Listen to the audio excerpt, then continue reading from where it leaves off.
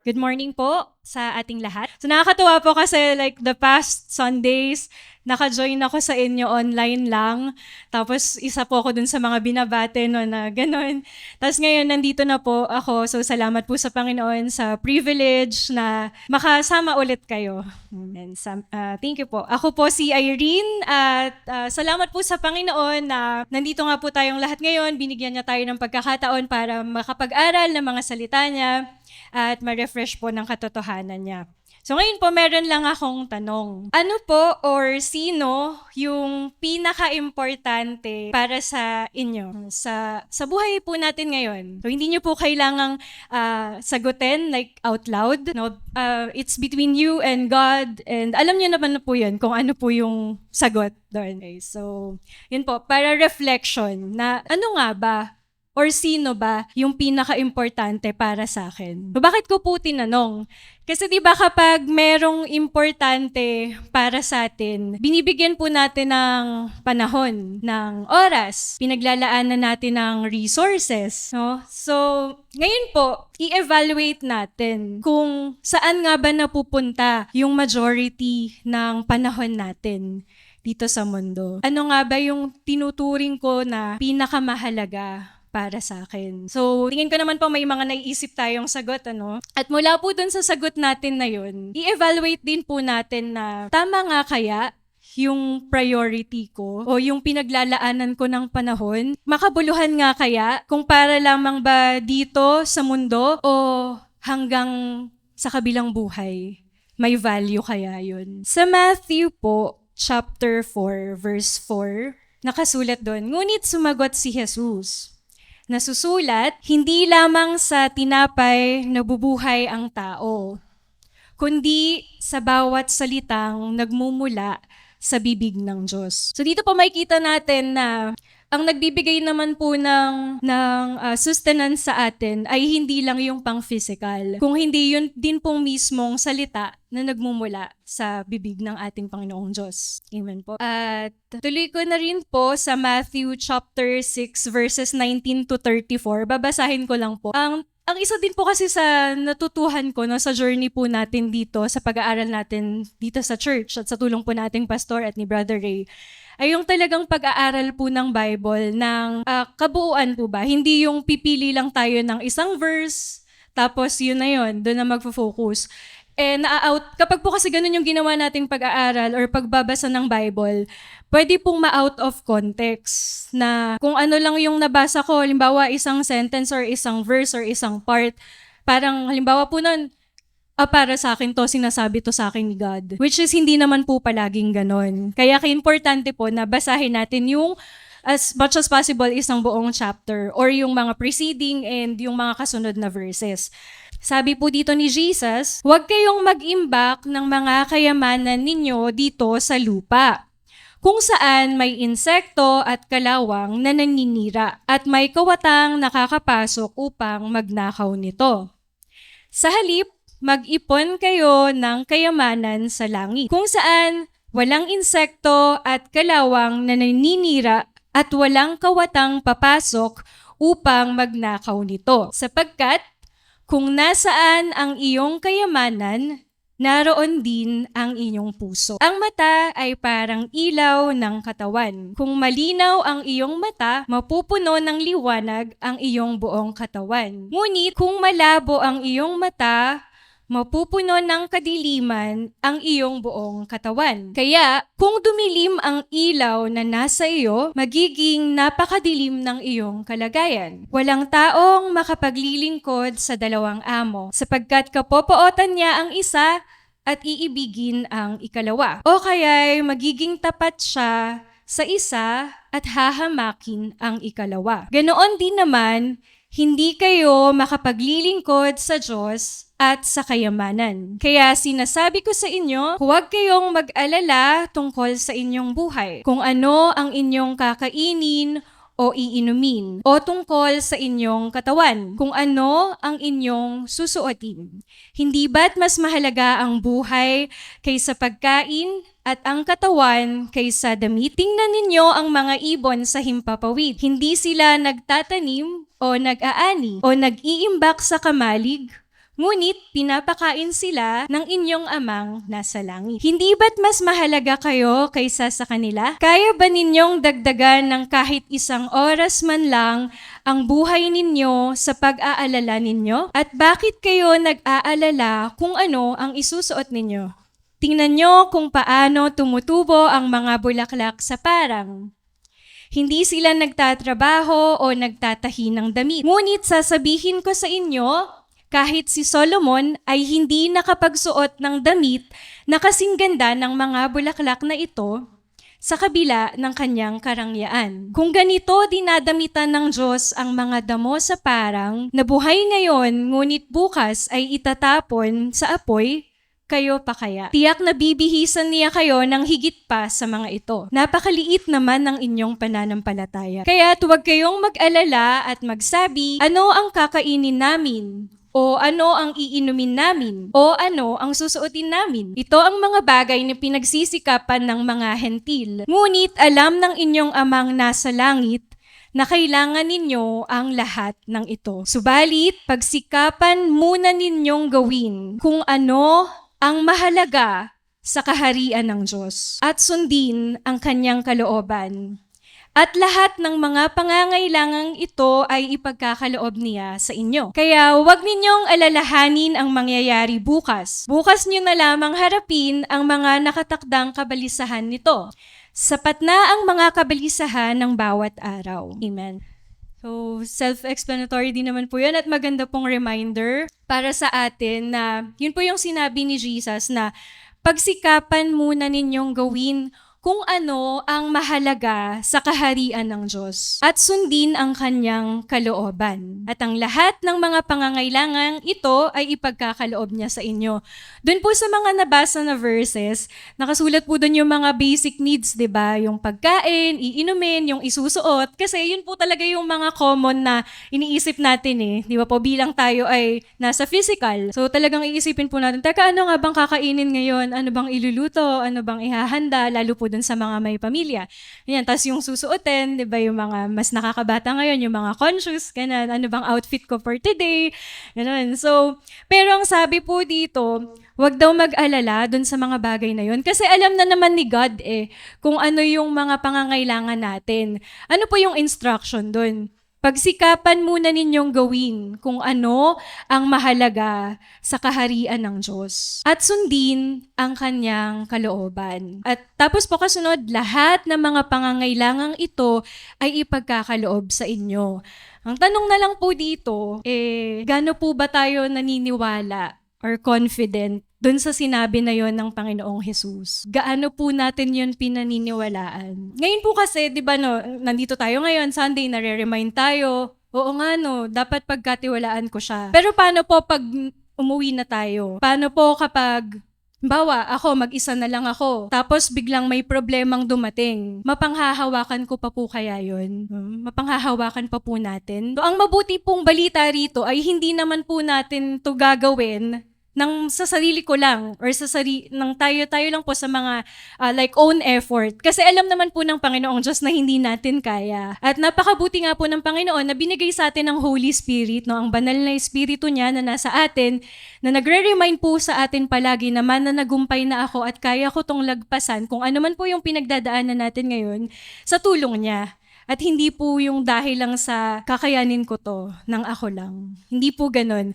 Kaya napakabuti po ng Panginoon na yung biyaya niya, yung pag-ibig niya, yung tumutulong sa atin para magpatuloy sa araw-araw ng atin pong mga buhay. At isa pong encouragement din, bilang, yun nga po, yung nabanggit kanina ni Pastor na sa mga youth, kasi hindi ko din po sure, parang tinatanong ko din kay Lord yung dun sa pagtuturo kasi online. Iba po kasi yung oras dito sa oras namin sa Amerika. So minsan po 13 hours yung difference. Pag nagde-daily savings times, nagiging 12 hours na lang. So meron po talagang gap. Pag umaga dito, gabi sa amin. Pag gabi po sa amin, umaga sa inyo. So ngayon po, dun sa Zoom namin, na nakakatuwa din naman po, salamat sa Diyos na may mga uma-attend. At ina-encourage ko din po yung mga youth, no, na attend kayo kasi maganda talaga na pag-aralan yung salita ng Diyos na verse by verse. Tapos kung may mga tanong kayo, open naman para mas maintindihan natin. Kasi aminin man natin o hindi, halimbawa, may time ka, gusto mong mag-aral ng Bible. Diba? Kasi alam natin na kailangan nating pahalagahan to. Ito yung importante. Diba? Ito yung manual natin sa buhay na to. Na kagaya rin nung nababanggit ni Pastor, di ba? Tayo, nung pag nag-aaral ka sa school, meron kang mga libro. Tsatsagain mong pag-aralan yon kahit gaano kakapal, kahit ilang subjects. Di ba? Nakagraduate tayo, ganyan-ganyan. Pero yung Bible, yun yung pinaka-importante Kasi yun yung core belief natin. Diba? Ano yung panghahawakan natin sa buhay na to? Yun kasing mga head knowledge yung sa mga subjects like sa science or kung ano pa mang ibang subjects. Magagamit natin, oo, dito sa mundo. Pero hindi lang naman kasi tayo physical Meron tayong spiritual. Diba? Kaya kailangang ma-remind tayo na hindi tayo nabubuhay sa tinapay lang or sa food or kung ano lang yung physical na pangangailangan. Kailangan yung spirito natin, pinapakain din natin. Diba? Para hindi na malnourish yung spirit natin. Tingin ko po, na-experience naman natin yun nararamdaman natin yun kapag talagang napapabayaan yung sa spirito, may kulang. Tama po ba? At isa pong encouragement is yung mga taga-Berean sa Acts chapter 17 verse 11. Nakasulat po dito, mas bukas ang isipan ng mga Hudyong taga-Berea kaysa sa mga taga-Tesalonika. Gustong-gusto nilang makinig sa mga itinuturo ni na Pablo. At araw-araw nilang sinasaliksik ang kasulatan upang alamin kung totoo nga ba ang mga sinasabi ni na Pablo. So yun din po yung isang encouragement sa atin, no? Kagaya nitong mga Bereans nung panahon nila, yung mga panahon nila Apostle Paul, na sila, okay, nakikinig sila kay Pablo, kay Apostle Paul, pero hindi nila tinanggap lang ng tinanggap yon. Ang ginawa nila, tiningnan nila sa kasulatan. Tama ba itong sinasabi ni Pablo? Kasi mahirap din po yung parang nakikinig lang tayo tapos tanggap lang tayo ng tanggap. Kailangan vine-verify natin sa Bible. Ito nga ba talaga yung nakasulat? O kung ano lang yung narinig ko, tatanggapin ko na lang basta. Kaya po ina-encourage tayo, di ba? Kasi kung halimbawa parang kung sa physical, di ba? Halimbawa may bibilihin tayo. Hindi ka naman online. Hindi ka basta-basta bibili lang. Titingnan mo yung reviews, titingnan mo kung okay ba to. Diba? Kasi gusto mo legit, gusto mo hindi ka naloloko. How much more sa faith natin? How much more about sa spiritual? Diba? Yung buhay na walang hanggan. Parang maniniwala na lang ba tayo basta kasi ganito yung sinabi nung napakinggan ko? Kailangan po, tinitingnan natin sa Bible, ano nga ba yung nakasulat? Ito nga ba talaga yung sinabi ni Jesus? Yun po. Isa din na pwede nating gawin para makapag-aral ng Bible is, yung isa pong ginagawa ko, yung Bible, katabi ko na siya sa kama. Kasi parang halimbawa kung malayo pa, baka tamarin pa ako lalo halimbawa, nakatago. Hanapin ko pa. At least, katabi ko na, bubuklatin ko na lang po. Parang ganun. Tapos, isang reminder din po na, kasi everyday kailangan talaga nare-remind tayo ng salita ng Diyos. So yun pong verse na sa Matthew na binasa natin kanina, 6:33.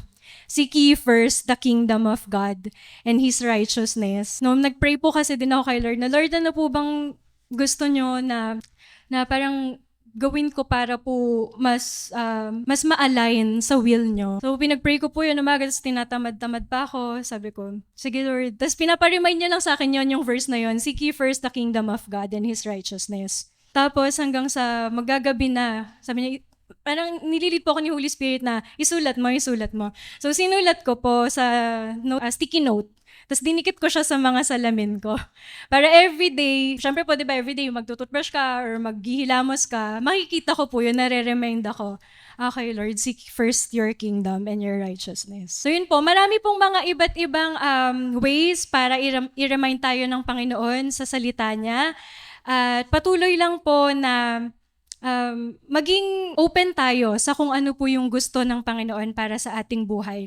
At hindi yung kung ano lang po yung gusto natin para sa sarili natin. Kasi ang Panginoon naman po ang nakakaalam, higit na nakakaalam ng lahat. No po? At ang pinakamabuti, yun po yung gusto niya para sa atin. Yan, sa Diyos po ang kaparihan. Seek ye first. Kailan lang sa Bible School, kung kayo ay sumusubaybay doon, may nagtanong doon. Kasi yung Colossians chapter 3, verse 1, tingnan natin. Sabi ni Pablo sa mga taga-Colossians, if ye then be risen with Christ, seek those things which are above, where Christ seated on the right hand of God. So, and then sabi ng verse 2, set your affection on things above, not on things on earth. Parang relate siya doon sa Matthew 6:33. Seek. Paano mo isisik? Paano mo hahanapin? By the word, salita ng Diyos. Kasi ang salita ng Diyos ay heavenly, spiritual, and eternal. Amen po ba? Diba? So, hindi yung titingin ka sa taas at mag-iisip ka kung ano yung mga bagay na panlangit. Nasanay kasi ang marami, and even us, na pag sinabing seek ye first, yung mga kingdom, at saka yung seek those things which are above, parang geographical ang pagkaintindi ng tao. Location sa pagkaunawa, mga bagay na panlangit. No, pag sinabi pong heavenly, above, andun yung presence ng Diyos, andun yung kanyang espiritu, andun ang kanyang salita, lalo na yung kanyang salita. Kaya, seek those things which are above. Sabi doon, kung kayo nga ay talagang binuhay ng Panginoong Jesucristo. So, ang kausap ni Apostol Pablo ay ang mga mananampalataya na nabubuhay na dating patay sa kasalanan at binuhay na mag-uli na ni Kristo yung kanilang espiritu. Alam nyo, lagi ko talagang sinasabi na i-master natin yung Gospel of Christ. Ulit-ulitin mo, basahin mo, ibabalik ka niyan sa basic. Nung sinabi ni Jesus kay Nicodemo, except a man be born again, he cannot see the kingdom of God. Maliban ang tao ay ipanganak na muli, hindi niya makikita, hindi mo mauunawaan, hindi mo maiintindihan ang daladalang kaharian ng Diyos. Matthew 6:33. Seek ye first the kingdom of God and His righteousness. Sabi nung nag-post niya sa Facebook, bakit? Wala pa ba sa iyo ang kingdom? Wala ka pa ba sa kingdom? At hanggang ngayon, hinahanap mo pa? Wala pa ba sa iyo ang righteousness? At hanggang ngayon, sinisik mo pa? Tama nga naman. No? Pag ikaw isang believer, nasa kaharian ka na ng Diyos. Colossians, He had delivered us from the power of darkness and had translated us into the kingdom of His dear Son. Ando na yung iyong espiritu sa kanyang kingdom. Sabi nung nag-post, bakit mo hinahanap pa? Nasa iyo na yung, nasa kaharian ka na. Pag ikaw may isang believer, nasa kaharian ka na. Pag ikaw may isang believer, nasa iyo na ang righteousness. Everlasting righteousness of God. Amen po ba? Pero sabi ko, yes, totoo naman yon. Pero yung seek ye first, siguro sa buhay nating mga mananampalataya, hindi nawawala na nasa iyo na yung kaharian, pero kinakailangan mo siyang pag-aralan. Kinakailangan mo siyang lagi kang conscious na ikaw ay matuwid na ang iyong inward man ay nasa kaharian na ng Diyos, translated into the kingdom of His dear Son. Kaya sabi ko, relate din yan doon sa Colossians chapter 3. Sabi doon, if ye then be risen with Christ, o di ba? Ang mga born again ay risen na, buhay na. Binuhay na mag-uli na yung kanyang espiritu. Resurrected na. If you then be risen with Christ, anong ginagawa dapat? Parang relate nga din yung sa 6:33. Seek those things which are above. Diba? Sabi nung ay di relate po yan. Yung Matthew 6:33, yes, sabi naman ni Brother, yes, relate naman. Medyo meron lang kaibahan. Ang kaibahan lang ay nasa atin na yung kaharian. No? Pero sinisik pa rin natin as in yung lagi nating binubulay-bulay, ano na yung stand, position ng isang mananampalataya, lagi mong nire-refresh, lagi mong nire-remind ang sarili mo kung bakit napakasarap laging ulit-ulitin ng salita ng Diyos. Kasi nga, kagaya nga ng sinabi ko kanina, yung buhay natin dito sa lupa, sa physical, hindi yan consistent. May time smooth, may time medyo may mga negative, may mga problema. Kagaya ngayon, pabago-bago yung takbo ng kalalagayan ng mundo. May banta ng digmaan, krisis, dumarating. Laging may nag-aalala. Pero ang isang mananampalataya na laging ang salita ng Diyos ay pinanghahawakan, lagi niyang sinisik those things which are above. Yan. Seek those things which are above. Where Christ seated on the right hand of God. Bakit? Kasi tayo rin ay pinaupong kasama na ni Kristo Jesus sa kanan ng Ama. Amen po ba? Amen. Di ba? Ephesians 2:6. And made us sit together in heavenly places in Christ Jesus. So, ayan yung mga the Bible interpret itself. Diba? So, nagkakaroon ka ng comfort kahit na may problema, kahit na may crisis, kahit na minsan ang physical mo, parang nanghihina ka, and even meron ka nararamdamang kakaiba. Ang kagandahan ng isang mananampalataya na puno ng salita ng Diyos sa mga pangako, yun yung seek those things which are above. Yun ang isang born again. Lagi niyang sinasariwa ang mga pangako ng Diyos. Pinagtitiwalaan niya. Colossians 3:2. Set your affection on things above. Laging above, di ba? Ganun ba yun? Titingin ka sa taas? No. Pag sinabing above, heavenly, spiritual, yun po yung Word of God. Kasi ang Word of God is, sabi ng John 6:63, it is the Spirit that quickeneth. The word that I speak unto you, they are spirit and they are life. So yung mga sinalita ni Kristo, lalo na sa kanyang daladalang kaharian, noon, in that time, sa panahon ng mga first century believers, ay sinabi niya na iyon ay spiritual. The word that I speak unto you, they are spirit and they are life. So yun yung makalangit, spiritual and eternal. Ilagak ninyo ang inyong pag-iisip sa mga bagay na nangasa itaas, huwag sa mga bagay na nangasa ibabaw ng lupa. So relate din yon. Yung sinasabi na nakapokus ka lamang sa kakainin, iinumin, kung ano isusuot. Yun yung mga things on the earth. Kasi sa outward man lamang yung mga bagay na yun. Diba? Pero yung sa ating spiritual na aspeto ng ating buhay, ang ating inward man, ito yung mga pangako ng Diyos. Kailangan huwag ka laging dito na lang nakatuon. At masana yung ating isipan na laging fresh, conscious ang ating isipan sa kanyang mga pangako. Kasi yun yung nagbibigay sa atin ng kalakasan. At yun ang kapuspusan ng Espiritu Santo. Ephesians chapter 2, starting verse 16. Hindi ako tumitigil ng pagpapasalamat, sabi ni Pablo sa mga mananampalataya sa Efeso. Hindi ako tumitigil ng pagpapasalamat dahil sa inyo na aking binabanggit kayo sa aking mga panalangin. Ano yung panalangin ni Paul sa mga mananampalataya? Upang ipagkaloob sa inyo ng Diyos ng ating Panginoong Hesukristo. Ano yung gusto niya na ipagkaloob ng Ama ng Kaluwalhatian? Ang Espiritu ng karunungan. So yun yung napakahalagang laman dapat ng prayer. Hindi lamang yung Panginoon, sana po may makain kami.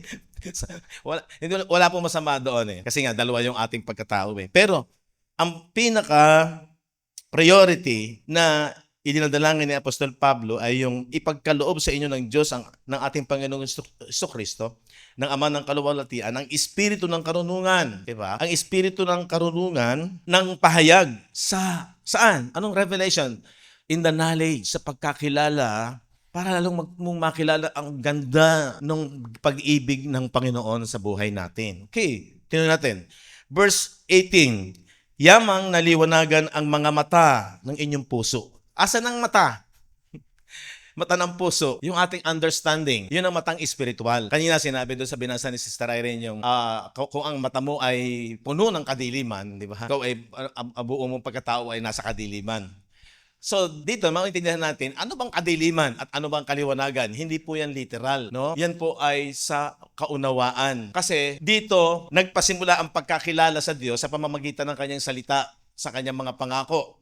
Sa bisa ng ginawa niyang kaligtasan sa krus ng Kalbaryo, magliliwanag sa iyong isipan kung gaano kaganda at kung paano mo mag-glorify ang Diyos dahil makikita mo yung kaluwalhatian nung kanyang ginawa. Kaya sabi na, and what the riches of the glory of His inheritance in the saints. So may glorified na tayo Sa ngayon sa Romans 8 verse 30. Moreover, whom He did predestinate, them He also called, and whom He called, mapapasin yung mga past tense na po yung tenses dyan. And whom He called, them He also justified. Inaring ganap na. And whom He justified, them He also, ano sabi dyan? Glorified. Tinatanggap niyo po ba? Na-glorified na yung inward man mo. Kaya nga po yun ay wala ng kabulukan, wala ng kasiraan. Dahil tinanggap natin na yung ginawa ni Jesus, dati yun ay patay, nasa kadiliman, alienated from the life of God.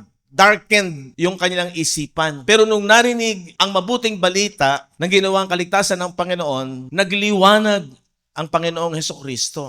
Kaya dito, sabi rito, at yung mga itinalaga niya ay kanyang tinawag naman, called. At ang mga tinawag ay inaring ganap naman niya. So ito yung mga believer. At ang mga inaring ganap ay niluwalhati din naman niya. Glorify. Sa isang mananampalataya, habang nakapokus siya sa mga bagay na pangako ng Diyos, which is heavenly, things that are above, which are above, mga bagay na nasa itaas sa kalangitan, yung mga salita ng Diyos, yung mga pangako ng Diyos, ay makikita niya yung sinasabi ng 2 Corinthians chapter 3, verse 7 to 11. Tingnan natin. Ang topic ni Apostol Pablo dito ay yung ministry of the law, which is the ministry of death. Kasi sabi diyan, but if the ministration of death, written and engraven in stones. O, di ba? Ano yan? Yun yung law of Moses. Yung 10 Commandments na unang ibinigay na kautusan ng Diyos kay Moises para sa pakikipagtipan niya sa bansang Israel that time. Ang sabi ni Paul, but if the ministration of death, sipin mo, yung law of Moises ay ministry of death. Bakit? Kasi pag nasa law, lagi silang bagsak sa kasalanan at for the wages, sabi ng Romans 6, for the wages of sin is death. Kaya tinawag po yung ministry of death. Kasi ang kabayaran ng kasalanan ay kamatayan. Ang sabi diyan, written and engraven in stones was glorious. Meron daw benefits, may glory, merong honor, merong fame. Kasi ang meaning ng glory sa Hebrew word ay kabod. Ang ibig sabihin ay weight, yung bigat, worth, yung halaga. The worth of something heaviness, yung kabigatan niya. Diba minsan, uy, bigatin ka na ngayon ha? Anong ibig sabihin na? Pare, bigatin ka na ngayon ha? Ibig sabihin, medyo matindi na yung dating, di ba? Yung fame, yung honor, yung nagdadala ng dignidad, yun yung glory. Gusto ko lang makita ninyo na kapag ang mananampalataya nakapokus sa mga bagay na nasa itaas, sa mga pangako, sa salita ng Diyos, ay makikita niya yung glory ng Diyos. At makikita rin niya yung ginawa ng Panginoon sa kanya ay napakahalaga. Walang hihigit. Walang hihigit. Pahahalagahan mo. I-appreciate mo. I-acknowledge mo sa buhay mo. Pag nakita mo yung glory ng ginawa ng Diyos sa buhay nating mga mananampalataya. Ngayon nga, nag-celebrate ang marami ng mahal na araw. Inaalala ang ginawa ng Panginoon. Nakakalungkot lang. Pag hindi talaga yung nag-aaral ka sa katotohanan ng salita ng Diyos, mamimiss mo yung katotohanan ng kaluwalhatian na mayroon ang ministry na ginawa ng Panginoon. Kaya sabi dyan, yung daw ministry ng death, written and engraven in stones, was glorious. Sinabi, was, ibig sabihin, natapos na eh. So that the children of Israel could not steadfastly behold the face of Moses for the glory of his countenance, which glory was to be done away. Ayun daw glory nung ministry of death, nung law, ay malapit ng pinalis na nga ni Jesus eh, done away. Yung glory nun, tapos na. Tingnan natin sa Tagalog. Ngunit kung ang pangangasiwa ng kamatayan, nakakalungkot yung ministry of the law, ministry of death. Kung ang ministry ng kamatayan ay nasusulat at nauukit sa mga bato, ay nangyaring may kaluwalhatian, ano pat ang mga anak ni Israel ay hindi makatitig sa mukha ni Moises dahil sa kaluwalhatian. Kasi nung bumaba si Moises, kasi di ba nakaharap niya yung presence ng Diyos, nag-reflect sa mukha niya yung liwanag. At nung siya'y bumaba, hindi makatingin yung mga Hebreo sa kanya that time, kasi mayroong glory. Kaya lang, yung glory na yon ay fading, lumilipas. Hindi tuloy-tuloy. Yun yung glory ng Old Covenant Law of Moises. And then, sabi ng verse 8, how shall not the ministration of the Spirit? Ang problema kasi sa physical, kalaban talaga yung Spirit. Contrast, di ba? How shall not the ministration of the Spirit be rather glorious? Ibig sabihin, yun daw ministry ng Espiritu, which is the gospel of Christ, sabi ni Paul, papaanong hindi lalong magkakaroon ng kaluwalhatian ang pangangasiwa ng Espiritu? Okay, tuloy natin, verse 9. Sapagkat kung ang pangangasiwa ng kahatulan, pag sinabing may kahatulan, which is the law. Di ba? Ang law is nagko-condemn. Law of condemnation. Lagi kang kinokondemn. Lagi kang makasalanan. Lagi kang bagsak. Laging nagmamanifest sa iyo ang death. So yun yung law. Sapagkat kung ang pangangasiwa ng kahatulan ay may kaluwalhatian, meron siyang glory, ay bagus pangang higit na sagana sa kaluwalhatian ang pangangasiwang ukol sa katwiran, sa righteousness. Sabi doon, the ministration of righteousness exceed in glory. Huwag niyo kakalimutan ito. Napakaswerte, napakapalad natin, napaka-blessed natin na yung pinaka-mahalaga sa mundong ito, yung mayroong mas mataas na value, mas exceed ang glory, nasa mga mananampalataya na kapag ikaw ay na kay Kristo. Kaya nga tayo ay glorified na. Yung ating inward man, secured na yon. Hindi na magmamanifest ang death na nanggaling sa Old Covenant Law of Moses and nanggaling naman sa atin, yung Law of Conscience from Adam. Nung dumating yung knowledge of good and evil, namatay ang kanilang spirit. Gaano ka palad meron tayo na dahil sa ginawa ng Panginoong Hesus, kahit na yan ay paulit-ulit at malimit nating makita pero marami, hindi nakikita yung glory niyan. Kaya mga tao, di ba? Nung araw, kinakanta yung glory, glory, hallelujah. Yung kaluwalhatian, pinasasalamatan. Sabi ng verse 10, for even that which was made glorious had no glory in this respect, by reason of the glory that excelleth. Sapagkat ang katotohanan ang pinaluwalhati ay hindi pinaluwalhati sa bagay na ito, nang dahil sa kaluwalhati ang sumasagana. 11. For if that which is done away. Ano yung done away? Yun yung old covenant. Lumipas na. Yun yung heaven and earth. The old covenant law of Moses is tinatawag ding heaven and earth. That is which is done away was glorious. Kung yun daw ay merong kaluwalhatian, much more that which remaineth. Ano yung nag-remain? Yun yung ministry of the Spirit, yung gospel of Christ. Much more that which remaineth is glorious. Sapagkat kung ang lumilipas, yung unang langit at lupa, the old heaven and earth pass away, ay may kaluwalhatian. Yes, meron yung kaluwalhatian, pero sabi doon, lalupang nananatili yung nasa kaluwalhatian. And then, makikita natin dyan, ibig sabihin, mas mataas yung honor. Kaya yung papuri, yung pasasalamat, dahil doon sa 8 mga ginawa, yung na-achieve ng Panginoong Jesucristo, masasabi mo yun ay kamangha-mangha. Magnificent, splendor. Makikita mo yung kanyang kamangha-manghang ganda. Beauty. Pero saan? Hindi sa literal na mata. Sa iyong isipan. Dahil pinag-aralan mo, sinik mo yung mga bagay na mga panlangit. Naunawaan mo yung salita ng Diyos. Yan yung heavenly and eternal and spiritual. Yun yung magliliwanag sa isipan mo. At yun ang mananatili. Okay. Tuloy ko lang tong about sa glory. Yung glory is an honor, dignity, and a reputation of a person. Yung reputasyon niya. Kaya yan binibigyan ng fame, great praise, of honor, hindi bastang pasasalamat, papuri, no, karangalan. At yan ay dapat talagang ibinibigay sa Diyos lamang. Kasi nga, biyaya yan. Wala tayong part. Binigay lang yan ng Diyos sa buhay natin.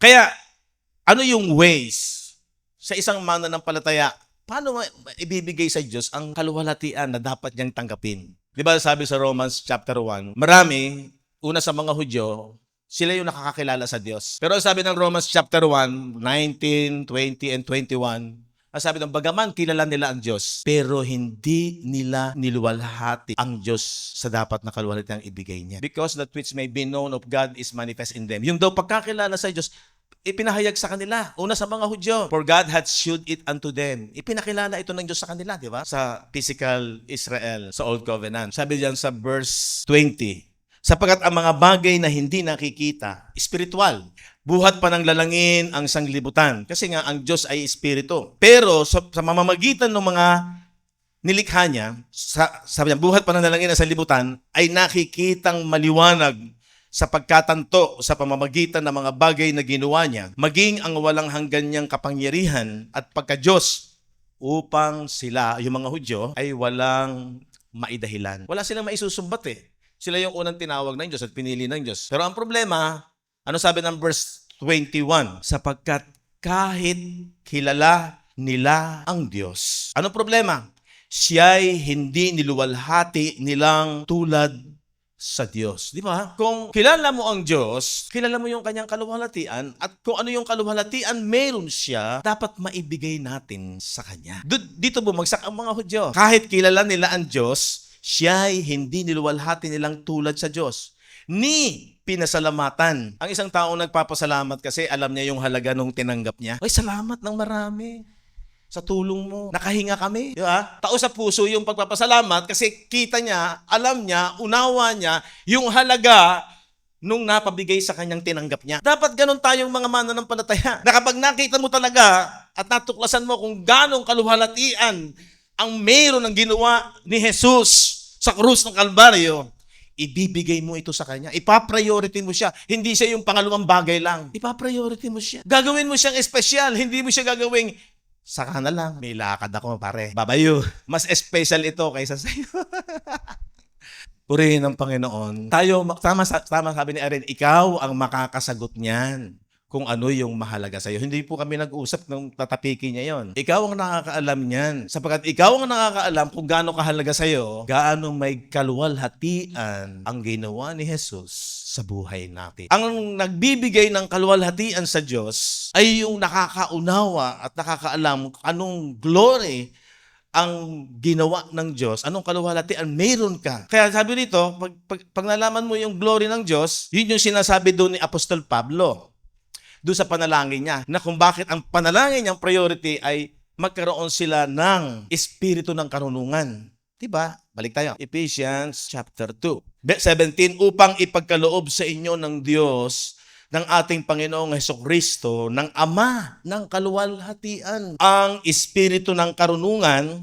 O di ba dapat yung karunungan, kaalaman, pagkakilala at pahayag ng pagkakilala sa Kanya. Verse 18, yamang naliwanagan ang mga mata ng inyong puso. So wala na sa kadiliman.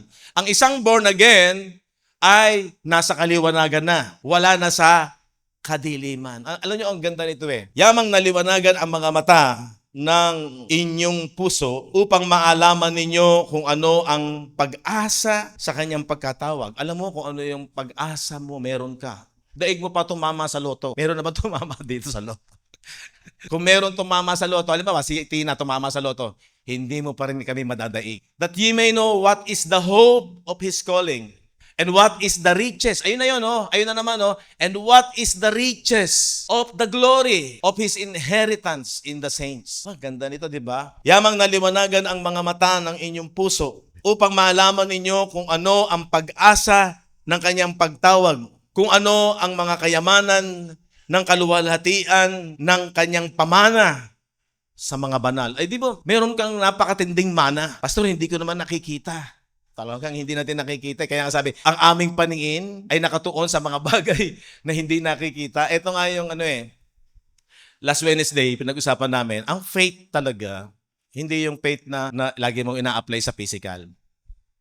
Ang faith talaga ng mga mananampalataya, naniniwala ka sa nangyari sa inward man mo, hindi mo nakikita. Pero kung ano yung naging mga bunga ng ginawa ni Jesus sa krus ng Kalbaryo, nagtitiwala ka doon. At habang tumatagal, kahit na minsan nagkakaroon ka ng doubt, no? Kasi hindi mo nga nakikita, ang hirap hagilapin ng carnal knowledge. Kaya huwag mong gagamitin yung observation ng pamamaraan ng tao. Kailangan ang gagamitin mo dyan, sinabi ng salita ng Diyos, maniniwala ako. Sinabi niya, gagawin kong totoo yun. Kukumbinsihin ko sarili ko as time goes on. Kailangan yung faith natin habang tumatagal, tumitibay, tumatatag, nagiging talagang totoo, nakukumbinsi ka. Hindi ka nananatili doon sa parang yung mind-blowing ba? Hirap tanggapin. Hindi ka mananatili doon. Kaya importante laging inuulit-ulit ang mga pangako ng Diyos.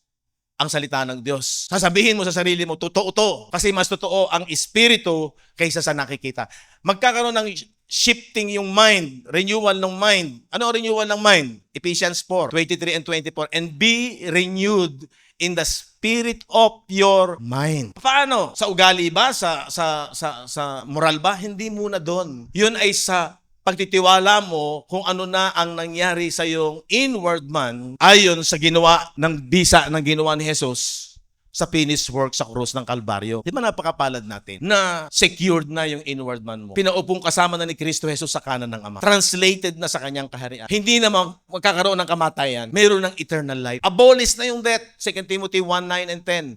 Abolish na yung death. Di ba? So, sinasanay natin yung ating isipan sa katotohanang hindi nakikita. Kaya, yung challenge nga, sabi doon sa Colossians, di ba? Set your affection on things above, not on things on earth. Ibig sabihin, okay, yung outward man, talagang kailangan niya maghanap buhay, kailangan niyang kumain, pero mas higit ang pagtuon ng iyong isipan sa pangako ng Diyos. Dapat ganito mangyari. Masana yung isipan natin sa katotohanan, hindi na mawawala yon. Kung sanay yung ating isipan na panlupa, para sa panlupa, nabibihasa sa mga bagay na narito sa lupa, tayong mga mananampalataya, sabi na, if ye then be risen with Christ, diba? Kung kayo nga'y binuhay na mag-uli ni Kristo, seek those things which are above, sinasanay natin yung ating isipan palagi, nakatuon sa mga bagay ng pangako ng Diyos, kung ano na yung ginawa ni Kristo, yun ang totoo, yun ay hindi na masisira. Kaya, tuloy natin itong Ephesians 19. Kung ano ang dakilang kalakhan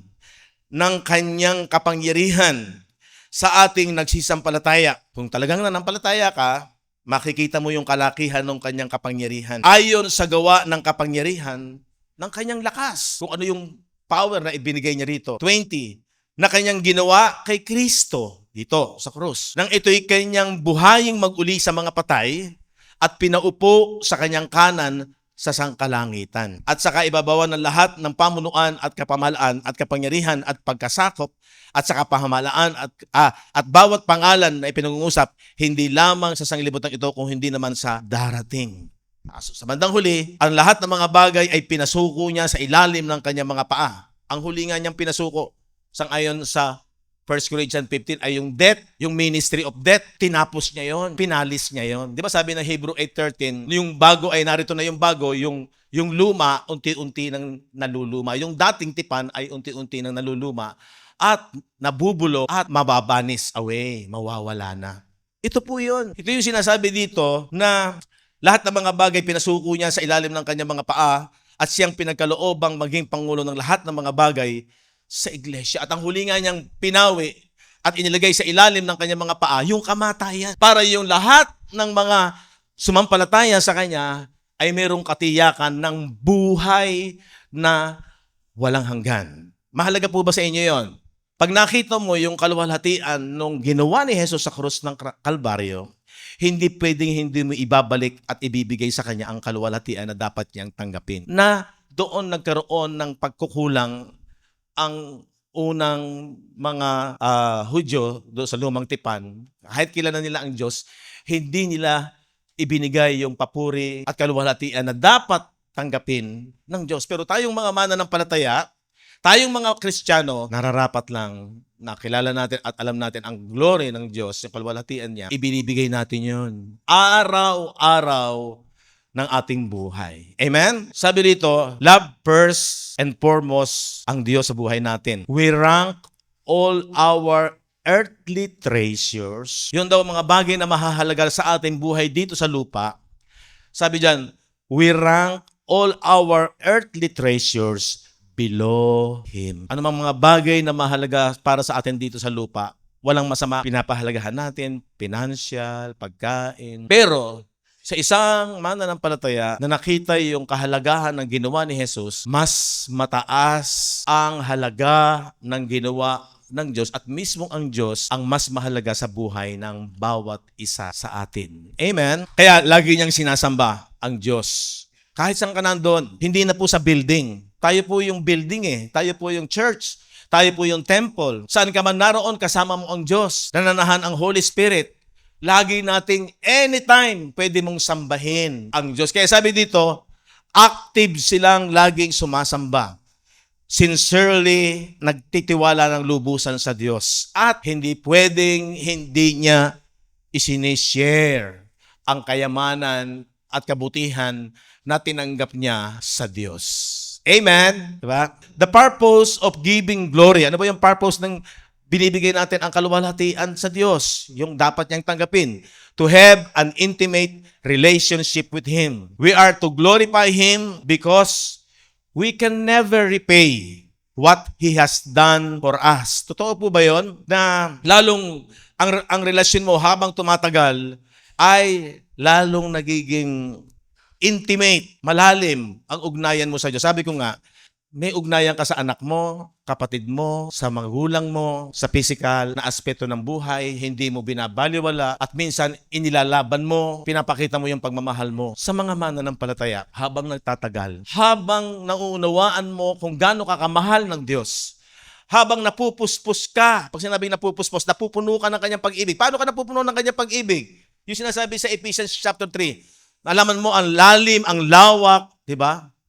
Ng pag-ibig ng Diyos. Ang taas, ang lalim, ang lawak nito, yun ang napupuspos. Paano nalalaman? Sa pag-alam sa salita ng Diyos, sa pag-aaral mo ng salita ng Diyos, nauunawaan mo gaano ka kamahal. Meron bang hihigit sa pagmamahal ng Diyos? So, ibig sabihin, lalo kang nagiging close sa Diyos at yung kapurihan at kaluwalhatian na dapat mong ibigay sa Kanya, ibinibigay mo, isineshare mo siya, at active kang sumasamba sa Diyos saan ka man naroroon. At ang kagandahan niyan, sabi ko nga, pag-aari ka na ng Diyos, nakita mo yung sinasabi ng 2 Corinthians 5:15. And that He died for all, sinamatay para sa lahat, that they which live, at itong mga nabuhay na, yung dating patay na binuhay na, and that they which live should not henceforth live unto themselves. Hindi na nabubuhay sa kanilang mga sarili. Yung mga pinagkalooban ni Jesus ng kanyang buhay. But unto Him which died for them and rose again.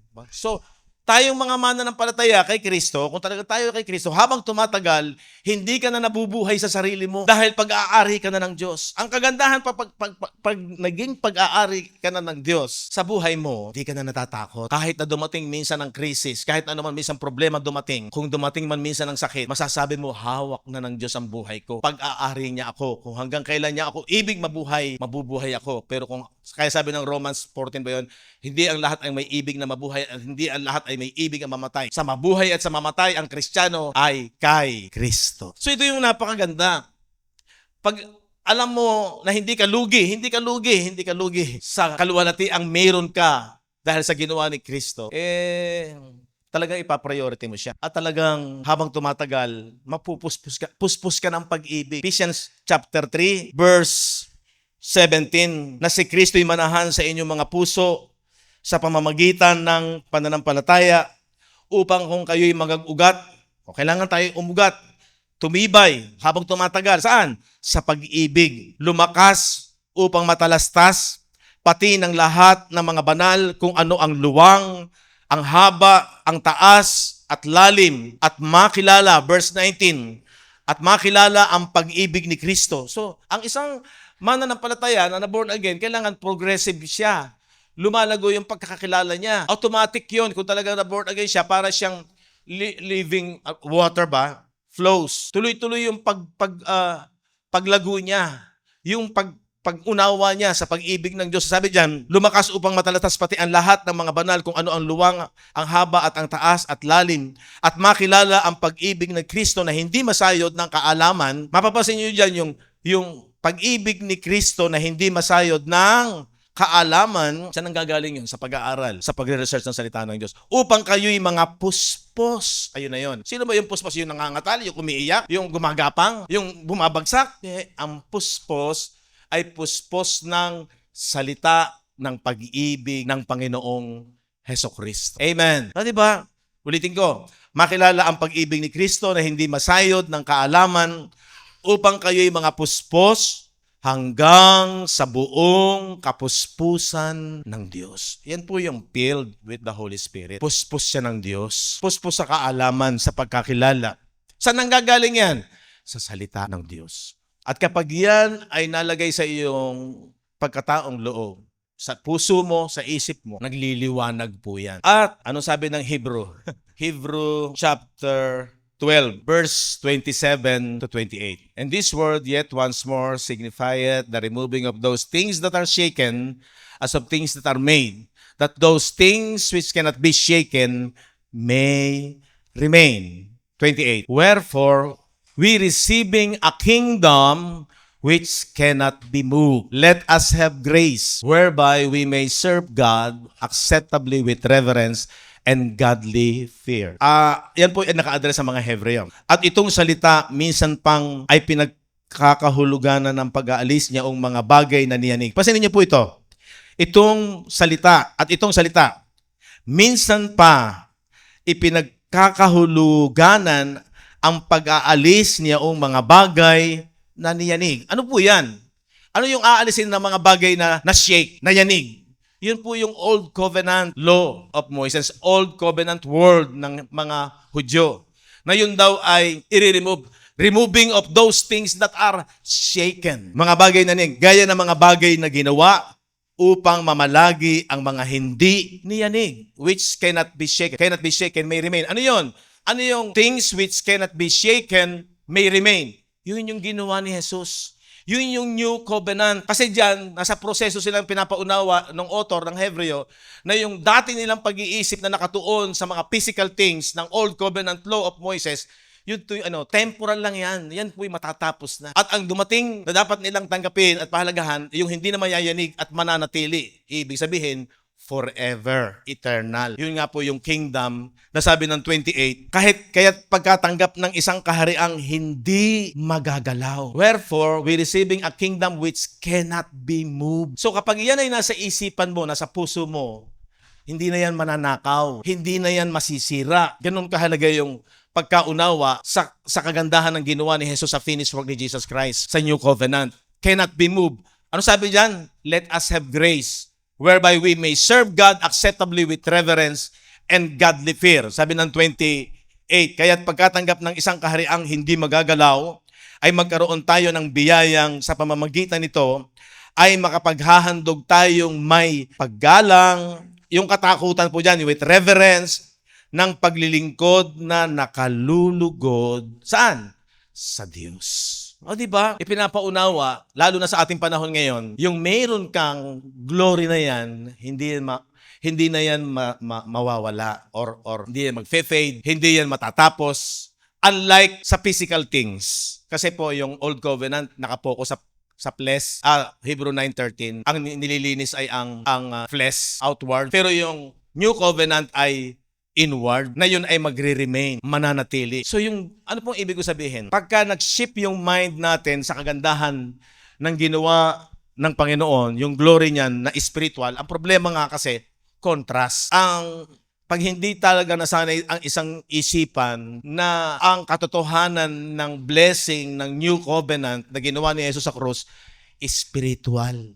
Ang tanong, nag-shift na ba yung mind natin? Natanggap na ba natin na talagang higit ang glory ng spiritual ministry ng Panginoong Hesus kaysa sa Old Covenant ministry of death, which is temporal, na nag-relate po yan sa physical blessing which is temporal. Wala pong masama sa physical, pero alam natin, temporal lang yan. Mayayanig yan, shaken. Nagbabago yan. Tingnan yung buhay sa mundong ito. May peace, merong war, pabago-bago. Hindi siya consistent, di ba? Wala kang maaasahan sa lupang ito. Pag dito nakapokus lamang ang pag-asa mo, shake yan, nababago yan. Pero the good news is, kapag nakapokus at talagang naintindihan mo ang glory ng ginawa ni Jesus, yun yung cannot be shaken. Amen. Bless po ba tayo?